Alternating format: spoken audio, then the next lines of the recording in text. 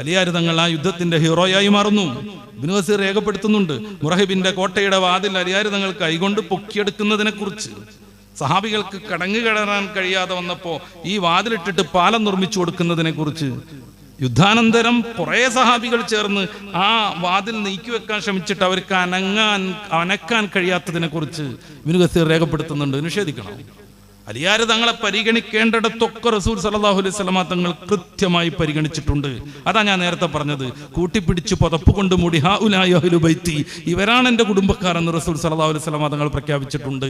പക്ഷേ ഒന്നാമത്തെ ഖിലാഫത്തിന് അവിടുന്ന് സൂചന നൽകിയതും സമൂഹത്തെ പഠിപ്പിച്ചതും തൻ്റെ സന്തത സഹചാരിയായ ഇദ്ഹുമാ ഫിൽ ഗാർ ഇദ് യഖൂലു ലി സാഹിബിഹി ലാ തഹ്സൻ, റസൂലുള്ളാഹി സ്വല്ലല്ലാഹു അലൈഹി വസല്ലമ തങ്ങൾ ഹിജ്റ പോകുമ്പോൾ കൂടെ കൂടിയയാൾ. എത്ര വീരമായൊരു പ്രവൃത്തിയാണത്, ആലോചിച്ച് നോക്കൂ. ശത്രുക്കൾ റസൂലിനെ കാത്തിരിക്കുകയാണ്. 100 ഒട്ടകമാണ് സംഭാവനയും സമ്മാനവുമായി പ്രഖ്യാപിക്കപ്പെട്ടത്. ധീരരും വീരരും വില്ലാളികളുമായ ശത്രുവ്യൂഹം യുവാക്കളൊക്കെ അങ്ങോട്ടും ഇങ്ങോട്ടും സഞ്ചരിച്ചുകൊണ്ടിരിക്കുകയാണ്. മുഹമ്മദ് രക്ഷപ്പെട്ടിട്ടുണ്ട്. ജീവനയോടെയോ അല്ലാതെയോ പിടികൂടിയാൽ 100 ഒട്ടകം. 100 ഒട്ടകത്തിനൊക്കെ അവരുടെ അന്നത്തെ മൂല്യം നമുക്കിന്ന് കണക്കാക്കാൻ പോലും പറ്റൂല. അത്രക്ക് വലിയ സമ്മാനാണ് അബൂജഹൽ പ്രഖ്യാപിച്ചത്.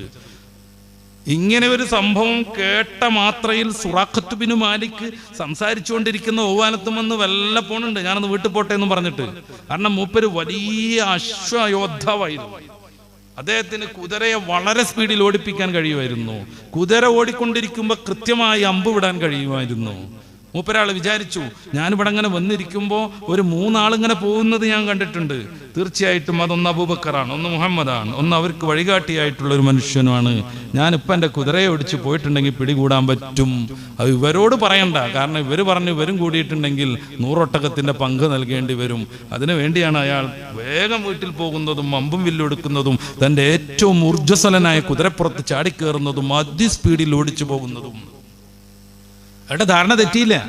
റസൂലുള്ളാഹി സ്വല്ലല്ലാഹു അലൈഹി വസല്ലം തങ്ങളുടെ തൊട്ടടുത്തെത്തുന്നുണ്ട്. റസൂലിനെ പിടിക്കാൻ നോക്കുമ്പോഴേക്കും അയാളുടെ കുതിര മണലിൽ ആണ്ടുപോകുന്നുണ്ട്. 3 പ്രാവശ്യം ഇത് ആവർത്തിക്കുന്നു. കുതിര ഇങ്ങനെ മണ്ണിലിങ്ങനെ ആണ്ടുപോകുമ്പോ അദ്ദേഹം റസൂലുള്ളാഹി സ്വല്ലല്ലാഹു അലൈഹി വസല്ലം തങ്ങളോട് രക്ഷിക്കാൻ പറയുന്നു. റസൂലുള്ളാഹി സ്വല്ലല്ലാഹു അലൈഹി വസല്ലം തങ്ങൾ പറയുന്ന മാത്രയിൽ കുതിര രക്ഷപ്പെടുന്നു. അങ്ങനെ 3 പ്രാവശ്യം. സംഗതി അയാൾക്ക് മനസ്സിലായി. എന്നാൽ ഇസ്ലാമിലേക്ക് അപ്പോഴേ വരാൻ അയാളുടെ മനസ്സ് തോന്നിയില്ല. റസൂലുള്ളാഹി സ്വല്ലല്ലാഹു അലൈഹി വസല്ലം അദ്ദേഹത്തോട് ചോദിക്കുന്ന ഒരു പ്രസിദ്ധമായ ചോദ്യം, കൈഫ ബിക യാ സുറാഖ ഇദാ ലബിസ്ത സിവാറൈ കിസ്റ. കിസ്റയുടെ 2 അധികാര ചിഹ്നങ്ങളായിരുന്ന വള അങ്ങ് ധരിക്കുന്ന ഒരു സമയം വരും. അന്ന് എന്തായിരിക്കും അങ്ങയുടെ അവസ്ഥ? കൈഫ ബിക യാ സുറാഖ, എന്തായിരിക്കും അങ്ങയുടെ അവസ്ഥ? ഇദാ ലബിസ്ത സിവാറൈ കിസ്റ, കിസ്റയുടെ 2 വളകൾ അധികാര ചിഹ്നങ്ങൾ അങ്ങ് ധരിക്കുന്ന ഒരു ദിവസം വരുമ്പോൾ. അദ്ദേഹത്തിന് വിശ്വസിക്കാൻ തോന്നിയില്ല. അദ്ദേഹം ചോദിച്ചു, കിസ്റ ബിൻ ഹുർമുസ്, അന്നത്തെ ജോർജ് ഡബ്ല്യു ബുഷിൻ്റെതോന്ന്, അല്ലെങ്കിൽ അന്നത്തെ ഏറ്റവും ഒരു വലിയ രാജാവാകുന്ന ഒരു മനുഷ്യൻ്റെത്, അന്നത്തെ ട്രംപിന്റെ വളയോ എന്ന് അദ്ദേഹം ചോദിക്കുന്നുണ്ട്. കിസ്റ ബിൻ ഹുർമുസ് വേറെ ഏതെങ്കിലും കിസ്റയാണോ, അതോ ഇപ്പൊ റോമിനെ അടക്കി ഭരിച്ചുകൊണ്ടിരിക്കുന്ന കിസ്റ ബിൻ ഹുർമുസിൻ്റെതാണോ? റസൂലുള്ളാഹി സ്വല്ലല്ലാഹു അലൈഹി വസല്ലം തങ്ങൾ അതേന്ന് പറഞ്ഞു. അദ്ദേഹം എനിക്കൊരു പ്രമാണം വേണമെന്ന് പറഞ്ഞു. അദ്ദേഹം എന്തോന്ന് കൊണ്ടുവന്നു, ഒരു ഈത്തപ്പനയുടെ മറ്റോ ഒരു ചീറ്റ് കൊണ്ടുവന്നു. അതിൽ സിദ്ദീഖ് റളിയല്ലാഹു അൻഹു എഴുതി ഒപ്പിട്ട് കൊടുത്തു റസൂലുള്ളാഹി സ്വല്ലല്ലാഹു അലൈഹി വസല്ലം. അങ്ങനെ മടങ്ങിപ്പോരുന്നത്. ഞാൻ ചരിത്രം വിസ്തരിച്ചു പറയല്ല. ചരിത്രത്തിന്റെ ഇങ്ങേ തലക്കിൽ ഉമർ റളിയല്ലാഹു അൻഹുവിന്റെ ഭരണകാലത്ത് റോം ഇസ്ലാമിന്റെ കീഴിൽ വന്നു.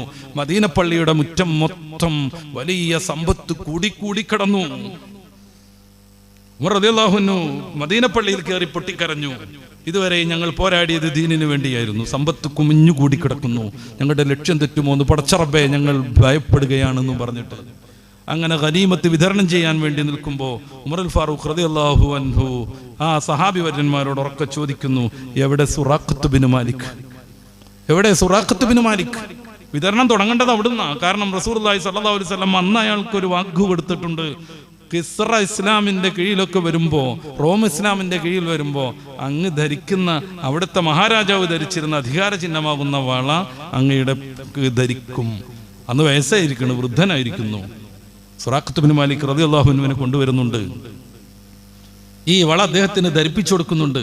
ചരിത്രത്തിന്റെ ഉജ്ജ്വലമായ അനർഘമായ ഒരു നിമിഷം, സന്ദർഭം. ഒരിക്കലും പ്രതീക്ഷിക്കാത്ത, സ്വന്തം നാട്ടിൽ പോലും ജീവിക്കാൻ കഴിയാതെ രാജ്യം വിട്ട് മദീനയിലേക്ക് അഭയം പ്രാപിക്കാൻ പോകുന്ന ഒരാൾ പ്രഖ്യാപിക്കുകയാണ്, അന്നത്തെ മഹാസാമ്രാജ്യത്തിന്റെ തലവന്റെ അധികാര ചിഹ്നമാകുന്ന വള തന്നെ പിടിക്കാൻ വന്ന സുറാഖത്ത് ബിൻ മാലിക് ധരിക്കുമെന്ന്. ഒരിക്കലും പ്രതീക്ഷയില്ലാത്തൊരു സംഭവം. പക്ഷേ ചരിത്രത്തിന്റെ ഇങ്ങേ തലക്കിൽ അത് സംഭവിക്കുന്നു. ചരിത്രത്തിന്റെ ഇങ്ങേ തലക്കിൽ അത് സംഭവിക്കുന്നു. നമ്മൾ ആലോചിച്ച് നോക്കുക, ഇദ്ദേഹമാവട്ടെ മറ്റ് ഏത് ധീരരാകുന്ന ശത്രുക്കളുടെ നേതാക്കളും യുവാക്കളുമാവട്ടെ റസൂലുള്ളാഹി സ്വല്ലല്ലാഹു അലൈഹി വസല്ലം തങ്ങളെ കാണുന്ന സന്ദർഭത്തിൽ അമ്പെയ്തുകൊണ്ടിരിക്കും. അവർക്ക് ശരീരം കിട്ടിയാൽ മതി, ജീവനോടെ കിട്ടണമെന്നില്ല. സിദ്ദീഖ് റളിയല്ലാഹു അൻഹു റസൂലിന്റെ മുന്നിൽ നിൽക്കും, ബാക്കിൽ നിൽക്കും, മാറി മാറി കളിക്കും, ഇടതുവശം വലതുവശം. ഇതിങ്ങനെ ആയപ്പോൾ റസൂൽ ചോദിച്ചു, എന്ത് പറ്റിങ്ങെന്ന്? മഹാനായ സിദ്ദീഖുൽ അക്ബർ തങ്ങൾ പറയും, മുന്നിൽ ഇങ്ങനെ സഞ്ചരിക്കുമ്പോൾ എനിക്ക് തോന്നും ബാക്കിൽ നിന്ന് ആരെങ്കിലും അങ്ങേ ആക്രമിക്കോ, അങ്ങനെ ഞാൻ ബാക്കിക്ക് നിൽക്കും. അപ്പൊ എനിക്ക് തോന്നും വലതുവശത്തു നിന്ന് ആരെങ്കിലും വന്നാലോ അങ്ങോട്ട് നിൽക്കും, ഇടതുവശം തോന്നുമ്പോൾ അങ്ങോട്ട് നിൽക്കും. ഇതാണ് ഈ ചാടിക്കളിയുടെ ഉദ്ദേശ്യമെന്ന് മഹാനുഭാവൻ പറഞ്ഞു കൊടുക്കുകയാണ്. റസൂലിന്റെ സാഹിബ് ഇദ്ഹുമാ ഫിൽ ഗാർ ഇത് യഖൂലു ലിസാഹിബിഹി, ഖുർആന്റെ പ്രയോഗം. അവിടുന്ന് തന്റെ സാഹിബിനോട് പറഞ്ഞു, കൂട്ടുകാരനോട് പറഞ്ഞു, ലാ തഹ്സൻ ഇന്നല്ലാഹ മഅനാ, ടെൻഷൻ അടിക്കരുത്, അല്ലാഹ് കൂടെയുണ്ട്. ഈ സിദ്ദീഖ് റളിയല്ലാഹു അൻഹു മുത്ത് റസൂലിന്റെ സന്തത സഹചാരിയാണ്. അവിടുത്തെ ജീവിതത്തിൽ ഒപ്പം നിന്നത് സിദ്ദീഖി കുടുംബമാണ്. റസൂലുള്ളാഹി സ്വല്ലല്ലാഹു അലൈഹി വസല്ലം തങ്ങൾ സ്വർഗുഹയിൽ താമസിക്കുമ്പോൾ അവിടത്തേക്ക് ഭക്ഷണം കൊണ്ടുകൊടുത്തത് സിദ്ദീഖ് റളിയല്ലാഹു അൻഹുവിന്റെ പ്രിയപ്പെട്ട മക്കളാണ്. ദാത്തുന്നിത്വാഖൈൻ എന്ന് പേരുണ്ട് സിദ്ദീഖ് തങ്ങളുടെ ഒരു മോൾക്ക്. എന്റെ കാര്യം, റസൂലിന് ഭക്ഷണം കെട്ടി കൊണ്ടെടുക്കുമ്പോൾ കെട്ടാനൊന്നുമില്ല. അപ്പൊ അവർക്ക് സ്നേഹപൂർവ്വം വല്ലാതെ ആദരിച്ച് സ്നേഹിച്ചു കൊണ്ടിടുന്ന ബെൽറ്റ് പോലത്തെ ഒരു സാധനം ഉണ്ട്, അത് നടുകീറി ഒരു പൊട്ടുകൊണ്ട് ഇത് കെട്ടിവെച്ചു. ഇത് കണ്ടപ്പോ സിദ്ദീഖ് തങ്ങൾ കരഞ്ഞു. മോള് വല്ലാതെ ഇഷ്ടപ്പെടുന്ന ഒരു സാധനം, അരപ്പെട്ട, അത് കീറിയിട്ടാണ് ഭക്ഷണം കെട്ടിക്കൊടുത്തു വെച്ചിട്ടുള്ളത്. സിദ്ദീഖ് തങ്ങളുടെ കണ്ണിൽ നിന്ന് വെള്ളം ധാരയായി ഉതിർന്നു വന്നു. റസൂലുള്ളാഹി സ്വല്ലല്ലാഹു അലൈഹി വസല്ലം അവിടെ വെച്ചിട്ട് പറഞ്ഞു, അവർക്ക് സ്വർഗത്തിൽ നിന്നുള്ള ഈ അരപ്പട്ട കിട്ടും. ഒന്ന് സ്വർഗത്തിൽ അരപ്പട്ട, ഒന്ന് ഇവിടുത്തേത്. ദാത്തുന്നിത്വാഖൈൻ. അതുകൊണ്ടാണ് റസൂൽ സ്വല്ലല്ലാഹു അലൈഹി വസല്ലം തങ്ങൾ ആ സഹാബികളിൽ നിന്ന് സിദ്ദീഖ് തങ്ങളെ വിളിക്കുന്നതും അവിടുത്തോട് ഇമാമ നിൽക്കാൻ കൽപ്പിക്കുന്നതും. റസൂൽ വയ്യാതെ കടന്നു വരുന്നുണ്ട്. അവസാന ഘട്ടത്തിൽ സിദ്ദീഖ് തങ്ങൾ റസൂലിനെ മാനിച്ച് പിറകിലേക്ക് നിൽക്കാൻ ശ്രമിക്കുന്നുണ്ട്. വേണ്ട, അവിടെ തന്നെ നിന്ന് നിസ്കരിക്കാൻ മുത്ത് റസൂൽ ആക്ഷൻ കാണിക്കുന്നുണ്ട്. ഈ സമൂഹത്തിനെ തനിക്ക് ശേഷം ആര് നയിക്കണമെന്ന് ഹബീബായ റസൂൽ പ്രായോഗികമായി ആ സമൂഹത്തെ പഠിപ്പിക്കുകയായിരുന്നു. അതുകൊണ്ടാണ് സിദ്ദീഖ് റളിയല്ലാഹു അൻഹുവിന്റെ ഖിലാഫത്ത് നടക്കുന്നത്. നമ്മൾ മദീനയുടെ പടിഞ്ഞാറ് വശത്ത് കുറച്ചപ്പുറത്ത് ഇപ്പോഴും കാണുന്ന ആ പുഷ്കലമായ വളരെ ഹരിതാഭമായൊരു മേഖലയുണ്ട്.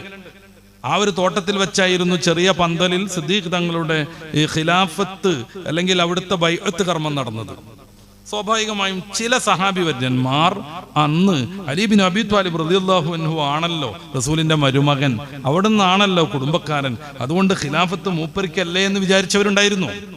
പ്രമുഖർ തന്നെ അബ്ബാസ് റളിയല്ലാഹു അൻഹു, ഫളൽ ബിൻ അബ്ബാസ് റളിയല്ലാഹു അൻഹു, പിന്നെ അമ്മാർ ബിൻ യാസിർ റളിയല്ലാഹു അൻഹു, കഅബ് റളിയല്ലാഹു അൻഹു, ദോസിന്റെ നായകൻ, അങ്ങനെ കുറച്ചാളുകൾ അവര് അലി ബിൻ അബി ത്വാലിബ് റളിയല്ലാഹു അൻഹുവിനെ കാണാൻ പോകുന്നുണ്ട്. അലിയാർ തങ്ങളാണെങ്കിലോ റസൂലുള്ളാഹി സ്വല്ലല്ലാഹു അലൈഹി വസല്ലം തങ്ങളുടെ തൊട്ടടുത്ത ബന്ധുവാകയാൽ അവിടുത്തെ ജനാസ സംസ്കരണ പരിപാടികളുമായി ഈ വേദിയിലേക്ക് എത്താൻ പറ്റിയിട്ടില്ല. കാരണം റസൂലുള്ളാഹി സ്വല്ലല്ലാഹു അലൈഹി വസല്ലം തങ്ങളുടെ തൊട്ടനുയായിയും തൊട്ട ബന്ധുവും മരുമകനും ഫാത്തിമ ബീവിയുടെ ഭർത്താവാകയാൽ റസൂലുമായി ഏറ്റവും കൂടുതൽ ബന്ധമുള്ള ആളൊക്കെ ആകയാൽ റസൂൽ തങ്ങളുടെ ജനാസ സംസ്കരണ പരിപാടിയും അവിടെ വരുന്ന ആളുകളെ കൈകാര്യം ചെയ്യലൊക്കെ ആയിട്ടാണ് അലിയാർ തങ്ങൾ നിൽക്കുന്നത്. ഇവരെല്ലാവരും കൂടി ചെല്ലുന്നുണ്ട്. നിങ്ങളല്ല ശരിക്കും ഭരണം ഏൽക്കേണ്ടത്. അവിടെ സിദ്ദീഖ് റളിയല്ലാഹു അൻഹുവിന്റെ ഭരണാരോഹണ ചടങ്ങ് നടക്കുകയാണ്. അലിയാർ തങ്ങൾ അവരെ കൂട്ടി വന്നു എന്നാണ്.